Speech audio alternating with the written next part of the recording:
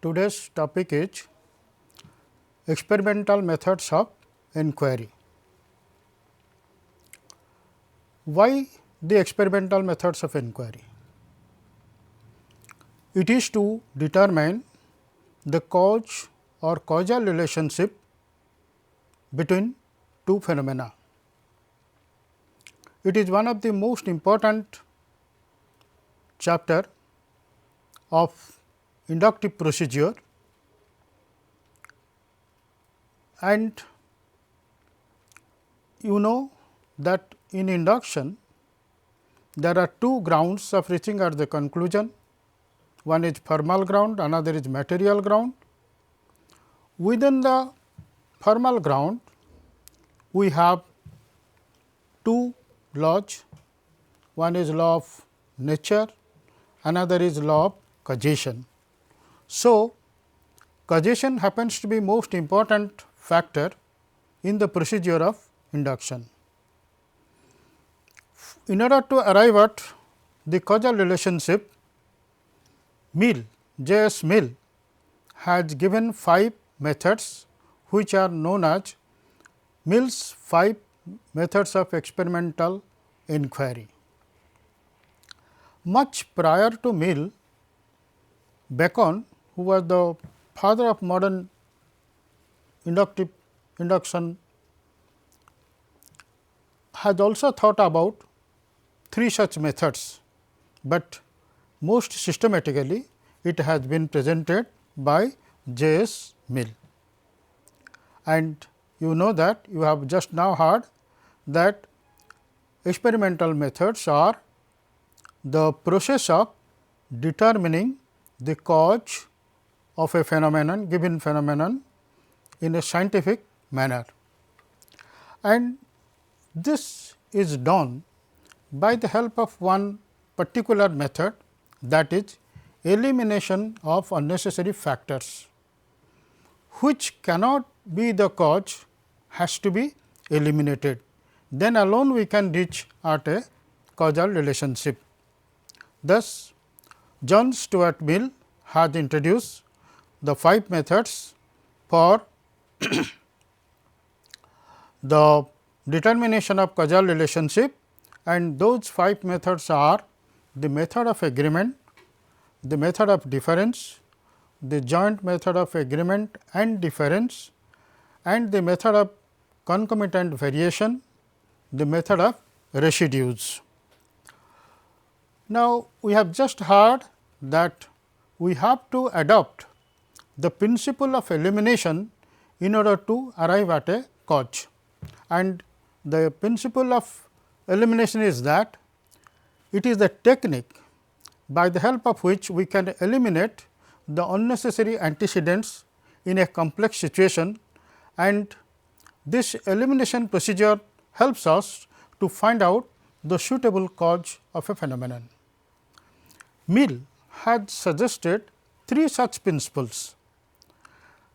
Those are known as the principles of elimination, and later on another logician, Joseph, has added another one more principle of elimination, and in this manner we have totally 4 principles of elimination.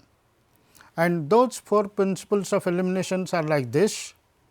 The first principle of elimination is this: whatever antecedent can be left out without prejudice to the effect can be no part of the cause. Once again I am repeating it, because it is very important.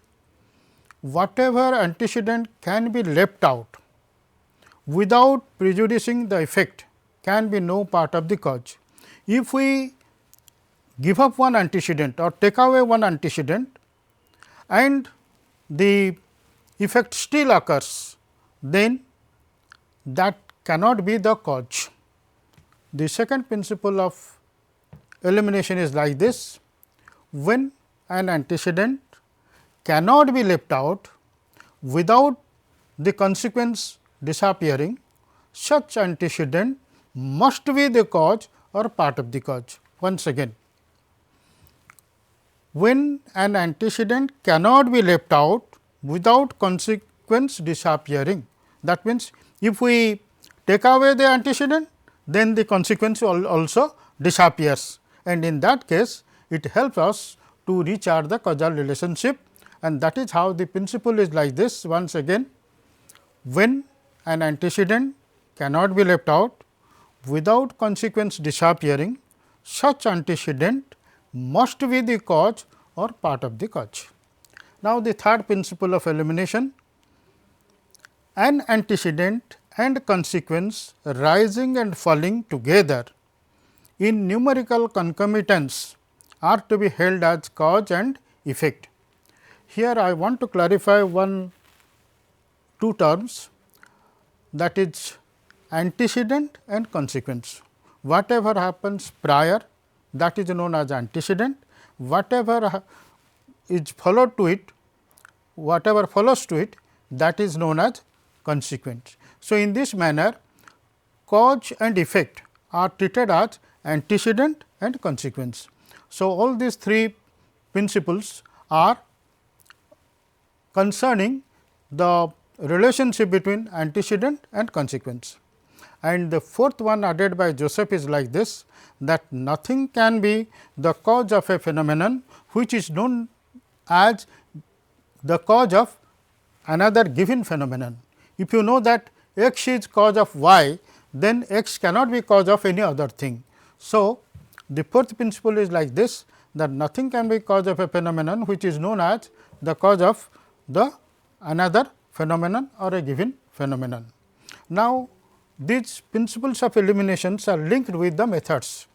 Following the first principle of elimination, the method of agreement has been decided. Following to the second principle of elimination, the method of difference has been decided, and following both first and second, the joint method of agreement and difference has been decided. Following the third principle of elimination, the method of concomitant variation has been decided. That means, these methods follow these principles of elimination. Method of agreement follows first principle of elimination, method of difference follows second principle of elimination, joint method of agreement and difference follows first and second principles of elimination, both or any one of them, and the method of concomitant variation follows the third principle of elimination, and the fifth method, that is the method of residues, follows the fourth principle of elimination, which has been added by Joseph. Now, let us move to the method of agreement. Prior to the discussion on the method of agreement, I will like to discuss something about the causal relationship in our day to day life, which will help us in understanding the methods. Normally, what we apply in our day to day life to decide the cause. Suppose somebody is frequently suffering from malarial fever, and every time we find that he was not using mosquito net before the fever. So, the doctor suggests that the fever is due to the biting of mosquito. So, when this occurs repeatedly, we find the causal relationship between the two, that is biting of mosquito with the malarial fever. So, this is the normal way we decide the cause in our day to day life. Let us take another example. Suppose we are taking a cup of tea, we find that it is not tasty, then we add little bit of sugar to it, we find that it becomes tastier. Then we say that the addition of sugar becomes the cause of becoming more tasty. We enter to a room, the things are not visible, we switch on the light, we see the things clearly, then we decide that the presence of light is the cause of the visibility of the things. So, these are the ways we decide the causes of different effects or phenomena in our day to day life. Basing on these type of cases, these methods are also formulated. The method of agreement is like that. When many cases are agreeing on a particular case, particular event, we find that it leads to the determination of causal relationship between the two phenomena. Let us see how it has been presented by Mill. There is a canon, every method has a canon, law, principle, and the canon of the method of agreement is listen carefully, if two or more instances of the phenomenon investigation have only one circumstance in common, the circumstance in which alone all the instances agree is the cause or effect of the given phenomenon. Once again I am reading because it is a long one. If two or more instances of the phenomenon under investigation have only one circumstance in common, that means there must be at least one circumstance in common under the investigation of a number of cases. That circumstance in which alone all instances agree the cause or effect of the given phenomenon. That means, the first primary condition of this method that there must be more than two instances, so that we can find the agreement among the number of instances. The more number of instances are required for more accurate result, and this method follows, as I have already mentioned, the first principle of elimination, that is, whatever antecedent can be left out without prejudice to the effect can be no part of the cause. That means, if we take away some factor, the effect continues to exist, then that factor cannot be the cause. Let me give you one example. Suppose in one classroom there is some disturbance, we say someone to get out and that fellow, that student goes away, then also this disturbance is there, then we cannot say that that student was the cause of the disturbance. So, this method follows this principle of elimination. This principle is that whatever antecedent can be left out without prejudice to the effect can be no part of the cause. That means, taking away some factor, if the effect continue to exist, then that factor cannot be the cause. That is, in a very precise manner we can say this, then absent circumstance cannot be the cause. Whatever is absent, that cannot be the cause. This method can be presented in a very symbolic form. Symbolic example can be given in this manner. Two ways we can give the symbolic example. First type of case will be like this. Suppose A, B, C, M, that means these are all one factors. A represents one factor. Suppose we say one person having some height, some living in some location, etc. Like this, A, B, C, M are followed by A, B, C, M, that means capital A, B, C, M for factors and antecedent factors, and small letter A, B, C, M for consequent factors. Then in another case, A, D, E, N followed by A, D, E, N. In another case, A, F, G, O followed by A, F, G, O, small a, f, g, o. So, in this manner we find there is a common agreement in the antecedent side, that is A, and in the consequent side, that is small a. Then now, on the basis of this agreement, we can bring a causal relationship or think of a causal relationship between the capital A and small a. So, this is one symbolic example of this method of agreement. We can also take it in another way, that like this, that suppose A, B, C, M followed by 4 other factors like x, y, z, p, then A, D, E, N followed by another 4 factors x, y, m, s, then A, F, G, O followed by x, z, v, k. Then in one side we find there is a common agreement A is present, and in another side we find that the common agreement, that is x is present. Now, we can relate causally A with x. So, in this manner we can represent this method of agreement by the help of symbolic examples. Now, let us try to understand this method by taking the help of some concrete examples. Now, suppose in one village 10 farmers are using one particular fertilizer.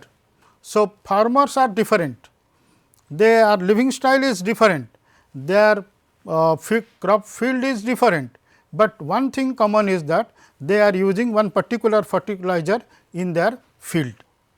And in the consequent side, we find that all of them, all the 10 farmers have got good crops. So, on the basis of this agreement that the common fertilizer and the common factor that good crops, then we can relate that this particular fertilizer is the cause of good crops. Now, another concrete example.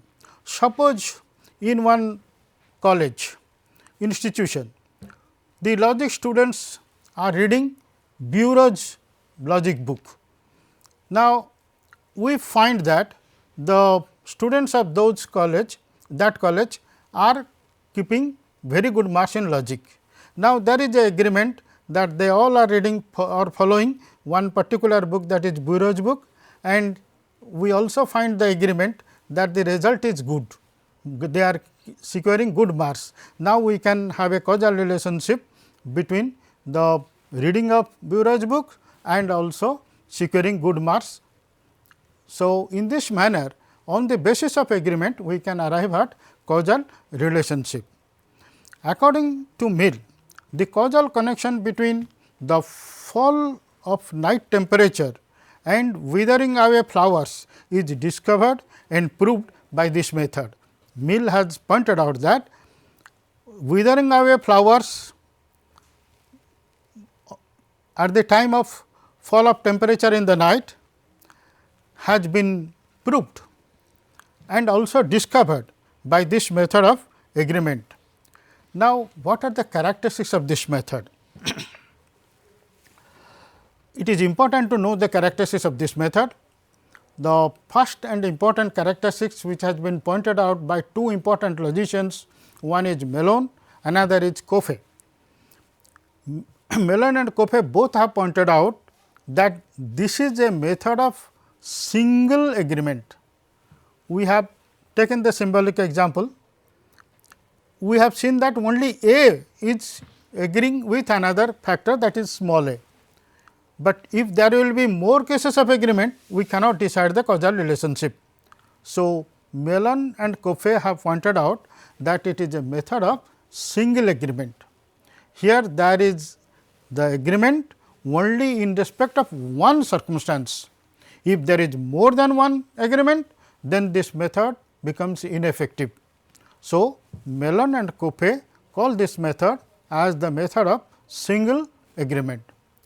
The second important characteristics of this method is that it is the method of observation. It is the method of observation. We observe what is the factor of agreement. So, we have, you know that in induction there are two important ways to follow, one is observation, another is experiment. This method is not utilizing the procedure or method of experiment. This method only utilizes the method of observation, and that is why it is known as the method of observation. We have observed that there is the biting of mosquito, which is followed by the malarial fever on many occasions. Then we try to find out the causal relationship between the biting of mosquito and the malarial fever. So, it is a method of observation. And the third point, that is the characteristics of this method, that it is a method of discovery rather than the method of proof. We know that by this we can discover a causal relationship. We are not proving a causal relationship. There is difference between proving a causal relationship and discovering a causal relationship, and this method of agreement is helpful for discovering, and that is why it is said that it is a method of discovery rather than the method of proof. What are the advantages of this method of agreement? There are three such advantages of this method. One is it has wide range of application as the method of observation. Since observation is open, we can observe anything everywhere. So, this method has wide range of application. We can apply this method as many times as possible, and we have to depend upon the nature of course, but nature is available always. So, we can make utilize of the method of observation at any time we like. So, it has wide range of application. The second one is that it is the most important advantage of this method, that we can proceed from cause to effect and also from effect to cause. In some of the other methods we cannot proceed from effect to cause, but this is the advantage of this method, that from cause side we can proceed to effect side, and from effect side we can proceed to cause side. And the third advantage, which is not a very important advantage, but it is also the advantage of this method, that it is most easy and popular method of among the methods of experiment. Now, coming to the disadvantages of this method. Method of agreement though has wide range of application, but it has also some disadvantages, and out of those disadvantages, two important disadvantages are there. The first one is known as characteristic imperfection. What is this characteristic imperfection?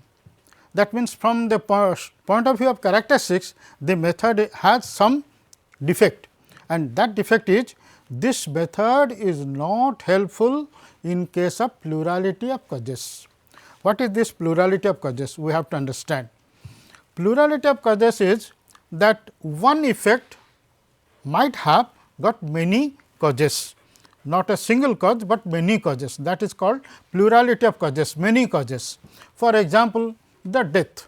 Death can be possible by the help of suicide, by drowning in the water, by accident, by old age, by some disease. So, in this manner death can be possible. Here if effect is taken as death, then there can be many causes, and this is the instance of plurality of causes. That not only this, there can be many more examples of like this, that suppose some place is lighted. The light may be possible by the help of sunlight, by the help of electric light, by the help of candle light. So, in this manner light can be possible through many sources. So, here the cause of light can be many, which is considered as plurality of causes. So, this method of agreement, since it is a method of single agreement, there must be only one agreement. If the causes are many, there cannot be single agreement. So, this method fails in case of plurality of causes, and this defect is known as characteristic imperfection. Now, I will give you a very simple example to understand this case of plurality of causes, that that suppose we have 10 cases of patients who are suffering from fever, and all the 10 patients are given different tablets. They have been cured, but the common factor with them is that they have taken water along with the medicines. So, here by applying this method, common agreement, someone may say that the water is the cause of curing of the disease fever. So, this method is has some defect, and this comes under the characteristic imperfection. But this method is not, this defect is not a permanent defect. This defect can be rectified, and the method of rectifying this defect is to multiplying the instances. If you multiply the instances, then definitely this method can be this defect can be removed. Now, another disadvantage, that is practical imperfection. that was characteristics imperfection, and this is practical imperfection. This practical imperfection is that this method may commit the fallacy of non-observation. You might have read earlier the chapter observation, and observation has some fallacies, and all those fallacies of non-observation, that means where you are incapable to observe the instance, then it will be the fallacious. So, the fallacies of non-observation is applicable here for the for this method, and when such type of non-observation cases are seen, that comes under the imperfection and known as practical imperfection.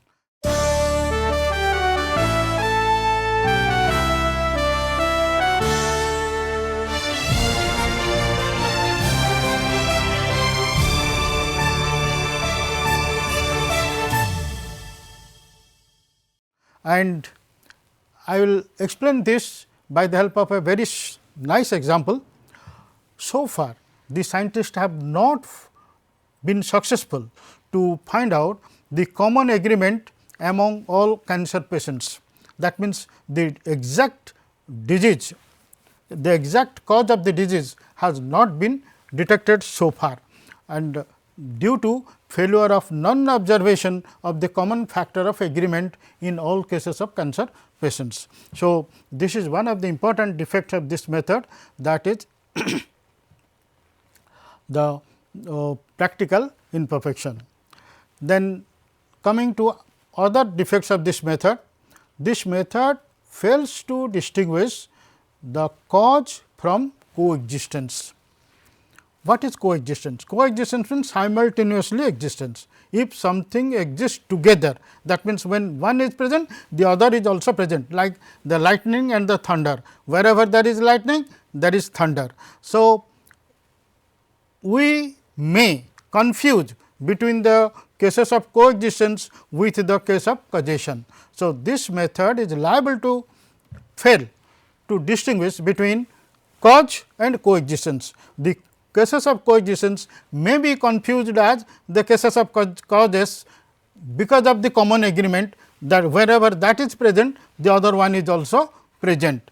So, lightning and thunder are found to coexist. Somebody may say that lightning is the cause of thunder, or thunder is the cause of the lightning. Similarly, we find that day follows the night, night follows the day, and they coexist, and someone may say that day is the cause of night and night is the cause of the day. So, all these are wrong cases of application of this method, and these are known as the cases of the failure to distinguish between the cases of causation from the cases of coexistence. Now, another important defect of this method is that sometimes we fail to distinguish between the cause and another condition. You might be reading, you might be knowing, not reading, you might be knowing from the chapter causation that cause is sum totality of the conditions positive and negative taken together. So, there may be several conditions for the production of the effect, and all those conditions are taken together is the cause. Now, you all know that in all cases of getting cod, we use sour. So, sour is the common factor when we try to get cod, but sour is not the cause of cod, sour is a condition for getting cod. So, this method of agreement may confuse between one of the conditions because of it is agreement with as the cause of the effect. Now, coming to another defect of this method is not applicable in case of intermixture of effects. So, let us try to know what is intermixture of effects. When many effects are combined together, we are unable to distinguish which one is the effect of which one. For example, in case of music, we find so many instruments are playing at a time, are played at a time. So, we cannot say that this particular sound belongs to this particular, we get a composite effect, and that composite effect is known as the intermixture of effects. And this method is based on the single factor of single agreement, and since single agreement leads to single cause, we cannot apply this method in case of intermixture of effects, where so many effects are put together. And last one, that is the last one, that the result of this method is always probable. So, to summarize what we have discussed so far, J.S. Mill has given 5 experimental methods, and the first method is known as method of agreement, and that method of agreement follows first principle of elimination, and on the basis of common agreement we sometimes reach at the causal relationship, and that is the method followed by the method of agreement, which has some advantages and which has some disadvantages. And the most important factor about it is that, like induction, the result of method of agreement, the causal relationship determined by the method of agreement is always probable by nature, not certain. We have just finished the first method of experimental inquiry, that is the method of agreement. Now, we shall proceed to the second method, that is the method of difference. For deciding the causal relationship, this method of difference is very important, and it is used by the scientists very occasionally. Now, coming to the canon of this method, Mill's canon is, if an instance in which the phenomenon under investigation occurs and an instance in which it does not occur have every circumstance in common save one, that one occurring only in the former, the circumstance in which alone the two instances differ is the effect or cause or an indispensable part of the cause of the phenomenon. Let me explain it, then again I will read this canon. We have to take two instances only. The difference between the two instances will be like this, that in one instances all the circumstances will be there excepting one, which one will be present in the second one. So, all the circumstances will be same, there will be single difference between two instances, then only we can apply this method. Once again I am reading that law or principle or canon. If an instance in which phenomenon under investigation occurs and an instance in which it does not occur have every circumstance in common save one, saving one, all are common, then that one occurring only in former, the circumstance in which alone two instances differ is the effect or cause or an indispensable part of the cause of the phenomenon. Then alone we can decide they are causally related, and either cause or effect or indispensable part of the cause. Now, this method follows the second principle of elimination, and that second principle of elimination is this. I have already said, still then, when an antecedent cannot be left out, the consequent disappearing, such antecedent must be the cause or part of the cause. That means, when antecedent can be left out, the consequent also disappears. That is how it has been said in the roundabout way. When an antecedent cannot be left out without consequence disappearing, must be the cause or part of the cause. This law is also otherwise stated as a circumstance in whose presence the phenomenon does not occur cannot be the cause. So, this method of difference follows the second principle of elimination, by the help of which the causal relationship is determined. The unnecessary factors are eliminated in this manner. Now, coming to symbolic example. Now, A, B, C, X are followed by small, that was capital, and this is small A, B, C, X. Now, B, C, X are followed by B, C, X. So, A is cause of A. That means, here we found that BCX common, BCY BCX and BCX accompanied with A.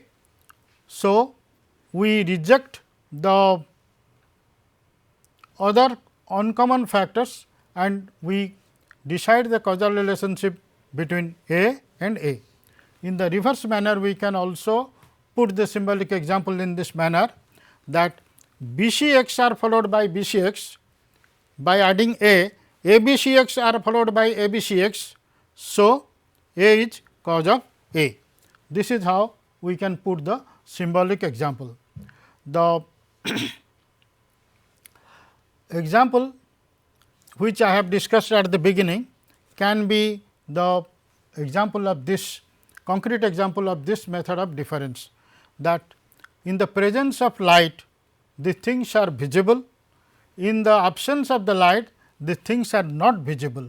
So, the presence of light is the cause of the visibility of the things.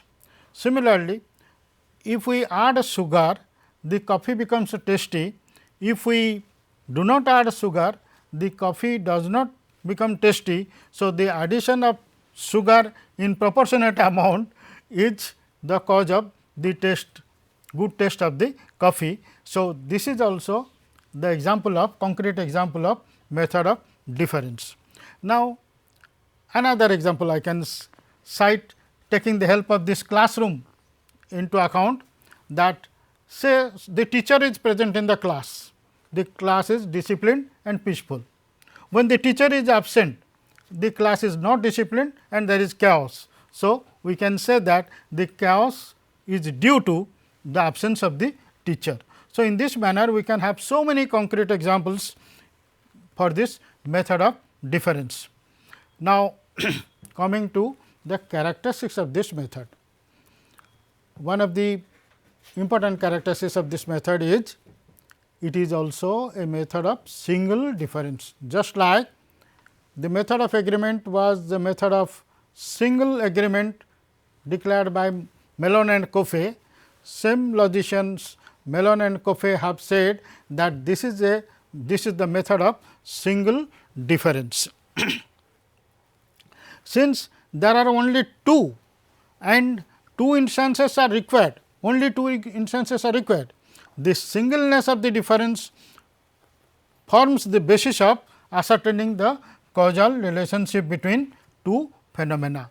So, Mellon and Coffey call this method to be method of, or consider this method to be the method of single difference. Now, this method is treated as the method of excellence by Mill. Mill considers this method of difference to be the method of excellence, that means best possible method. Now, the third characteristic is that it is a method of experiment.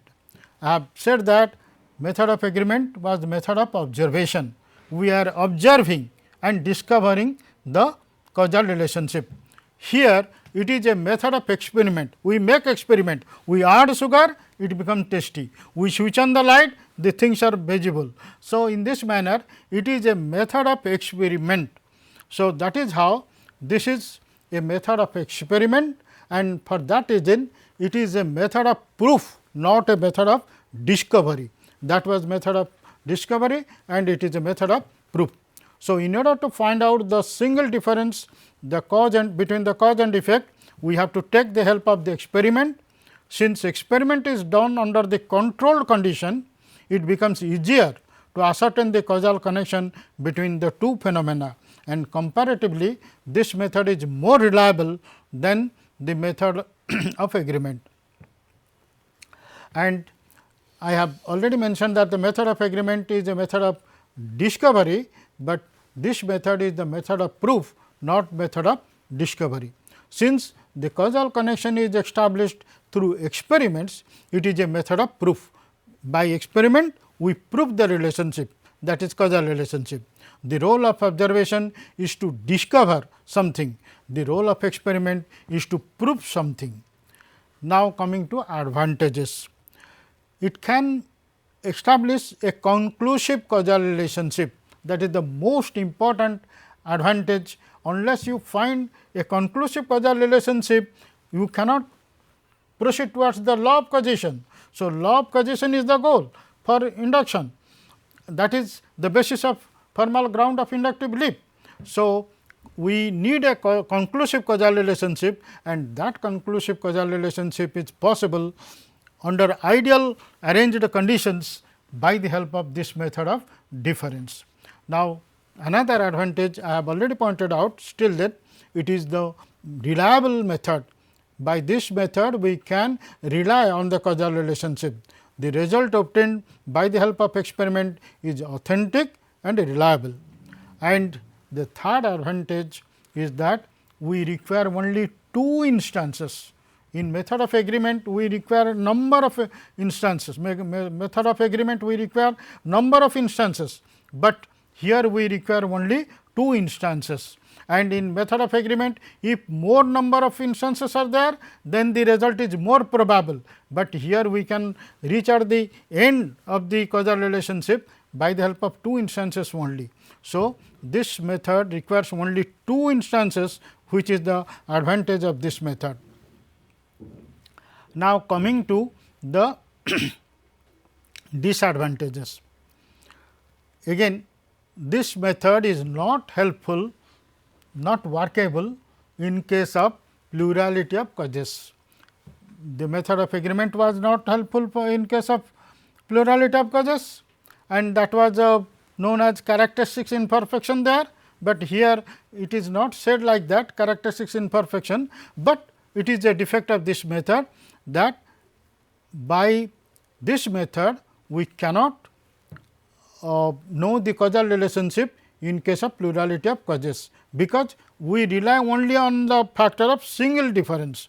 So, there must be a single difference, and for this reason this method is a failure in case of plurality of causes. Now, coming to the most important defect of this method, that is, by this method every possibility of committing an inductive logical fallacy, and that inductive logical fallacy is known as post hoc ergo propter hoc. Again, post hoc ergo propter hoc, that means after this, due to this. This is such a fallacy which we commit many a times in our day to day life. When we find that someone enters to the house and the switch is off, we say that your entrance is the cause of the lighting out. So, similarly, sometimes we say when there is a comet on the sky, some important political leader dies, we say that the appearance of comet is the cause of the death of the political leader. So, in this manner, so if somebody goes to appear the examination and sees a cat on the road, then we say that his bad performance in the examination is due to seeing the cat, or somebody meets an accident by seeing a cat, we say that cat is the cause of the accident. So, all these are the fallacious arguments which are known as the fallacy of post hoc ergo propter hoc. After this, due to this, that means after this thing happened. So, we said due to this thing happened. So, there is a confusion between after and due to, and that is how this is a fallacious argument which is known as post hoc ergo propter hoc fallacy, and this is possible only in case of method of difference. Now, coming to another disadvantage of this method, this method fails to distinguish between cause and condition, just like the other method, that is method of agreement, where there was such a defect that it was failing to distinguish between cause and condition. This method also fails to distinguish between cause and condition. A cause is a combination of both positive and negative conditions taken together. A condition is an indispensable part of the cause, but here it is not possible to identify the single difference between the cause and the effect. For example, coffee is tasty with sugar, and without sugar coffee is not tasty. So, adding the sugar is the cause of the good taste of the coffee, but really considering it is not the only cause, because it is a major condition of the tasty. There are so many other factors also there. So, there is every possibility of confusing between the condition and the cause in this method. While applying this method, one may confuse between the important condition with the cause. And another also important defect of this method, that is, in this method we cannot proceed from effect to cause. That was the advantage of the other method, that we were capable of proceeding from cause to effect and effect to cause by the help of method of agreement, but in case of method of difference we cannot proceed from cause to effect, effect to cause, but we can only proceed from cause to effect. Since the method of agreement depends upon the observation, in which we may proceed from cause to effect and effect to cause, but in case of method of difference we depend upon experiment. So, we cannot in the process of experiment we cannot go to the, we cannot find out the effect first then the cause, we have to proceed from cause to effect always. So, that is, this is one most important defect of this method, that we cannot proceed from effect to cause. And another important defect of this method is that this method is not applicable in case of permanent causes. There are some causes which are permanent, we cannot remove them. Suppose we cannot completely remove the light in an open space, that is the permanent source of light through sun. So, in an open space in the daytime. So, there are many, the atmosphere, the presence of the atmosphere, it is, its presence is permanent. We have to take attempt to go to that situation. So, in cases of permanent causes which cannot be removed, the temperature is a permanent cause in many cases. So, atmospheric pressure, temperature, many factors are there which are permanent, we cannot easily take them away, and in such cases method of agreement is not applicable. So, permanent, in case of permanent causes the method of agreement is not, method of difference is not applicable. So, these are the defects of the method of difference, among which the most important difference which you have to remember, that is post hoc ergo propter hoc. So, what we have read under or discussed under this method of difference, we have first of all read the canon, and that canon of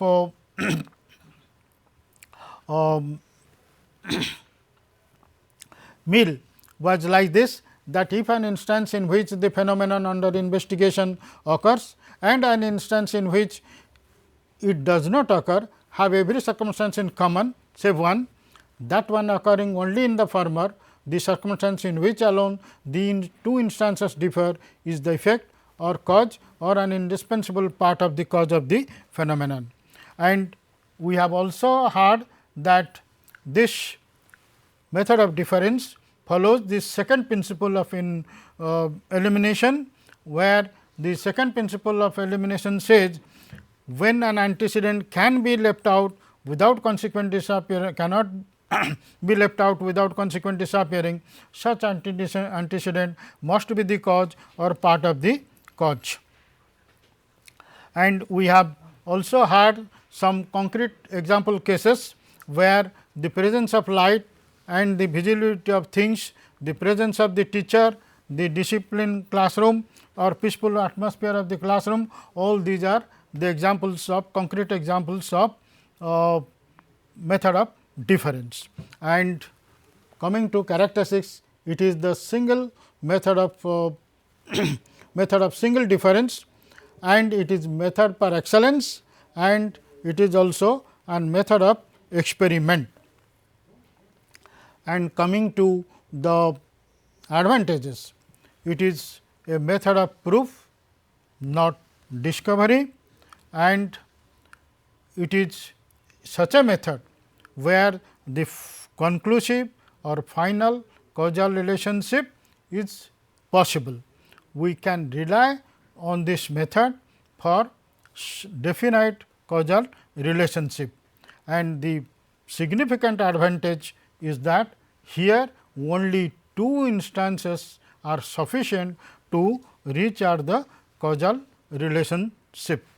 Now, the three disadvantages are: one is it is not helpful in case of plurality of causes, and here there is every possibility of confusing between cause and condition, and the most important defect is committing the fallacy of post hoc ergo propter hoc, that is after this, due to this. And this is how this method of difference is treated as the best possible method according to J.S. Mill. In the next class, we shall discuss three other methods. Those three methods are method of joint method of agreement and difference, method of concomitant variation, and the method of residues. Thank you all.